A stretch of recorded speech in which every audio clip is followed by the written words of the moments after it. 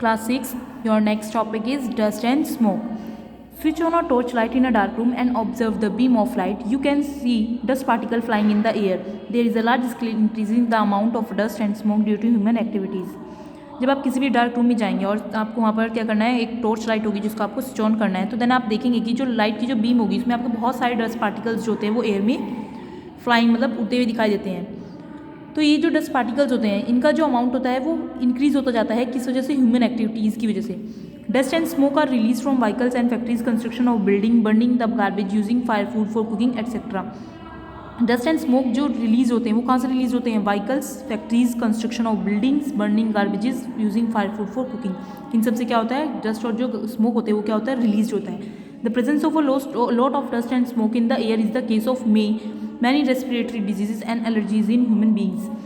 Dust and smoke की जो जब ज़्यादा हो जाता है एयर में, बहुत ज़्यादा इनकी प्रेजेंस हो जाती है, तो उससे क्या होता है? ह्यूमन बींग्स में रेस्पिरेटरी डिजीज़ और एलर्जीज हो जाती हैं. Dust and smoke are present in the higher amount in the cities than in villages. Dust and smoke जो होते हैं वो हाई अमाउंट में प्रेजेंट होते हैं विलेजेस एंड सिटीज़ में. Next topic is water vapour. The amount of water vapour present in the air of a place is known as atmospheric humidity. Air में water vapour के जो high amount होता है, या जो भी आप कह सकते हैं अमाउंट भी, उसको हम क्या बोलते हैं? एटमॉस्फेरिक ह्यूमिडिटी बोलते हैं. ह्यूमिडिटी क्या होता है? नमी. Water vapour present in the air may be due to evaporation from the water sources और due to transpiration from plants.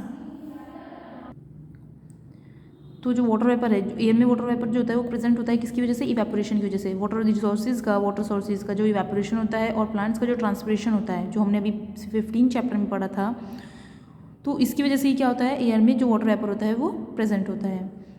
It keeps air cool and is also a part of the water cycle.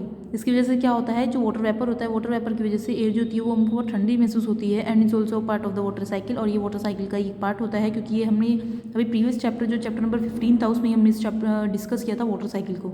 The amount of water vapour present in the air is not constant in all places.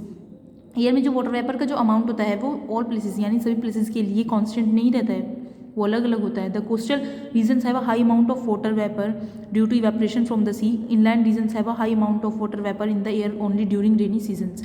Means जैसे इसमें बताया गया है कि जो coastal regions होते हैं वहाँ पर जो एयर में जो वाटर वेपर का जो अमाउंट होता है वो बहुत हाई होता है, बिकॉज क्योंकि वहाँ पर क्या है? सी, और सी से क्या होता है? इवेपोरेशन होता रहता है.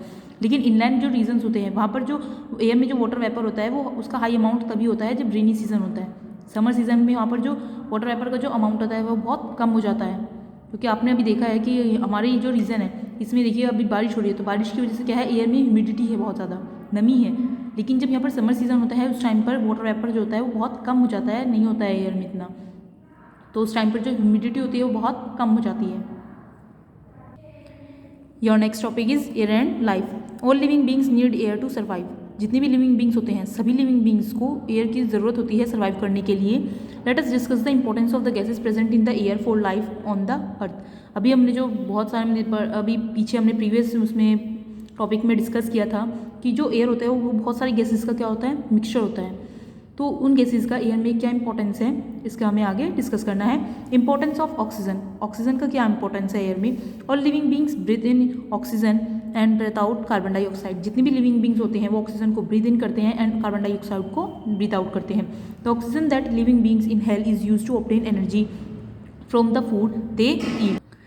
तो जितनी भी लिविंग बींग्स होते हैं वो फूड जो खाते हैं उसके एनर्जी को ऑब्टेन करने के लिए वो ऑक्सीजन का यूज़ करते हैं.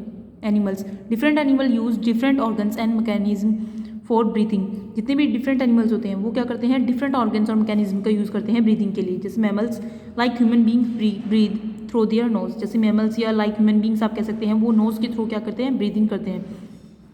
The air taken in the goes to the lungs. जिसे एयर क्या होती है? उनके लंग्स तक पहुँचती है. Insect like grasshopper and cockroaches breathe through tiny holes called spiracles. तो जो इंसेक्ट्स जो होते हैं लाइक ग्रासहोपर या कॉकरोचेज कह सकते हैं वो क्या करते हैं? वो अपने टीनी होल से क्या करते हैं? वो ब्रीथ करते हैं, ब्रीथ को थ्रो करते हैं, जिसको हम क्या बोलते हैं? स्पाइकल्स बोलते हैं. Earthworm breathe through their moist skin. Earthworms जो होते हैं वो ब्रीथ को थ्रो करते हैं अपने मॉइस्ट स्किन से. Aquatic animal like fish and crab breathe through gills. और जो एक्वेटिक एनिमल्स होते हैं जैसे लाइक आपके पास फिश या क्रैब होते हैं वो ब्रीथ करते हैं गिल्स से. Aquatic mammals like whales and dolphins have air holes for breathing. तो जो आपके एक्वेटिक मैमल्स होते हैं लाइक व्हेल्स एंड डॉल्फिन्स हैं, वो क्या करते हैं, वो ब्रीथिंग करते हैं एयर होल्स से। एंड लाइक जैसे एम्फीबियंस है like frog and salamander have separate mechanism for breathing under water and outside water. Amphibians जैसे उसमें आते हैं फ्रॉग एंड सैलमेंडर, उनमें भी क्या होते हैं, उनके पास भी एक सेपरेट मैकेनिज्म होते हैं, मैकेनिज्म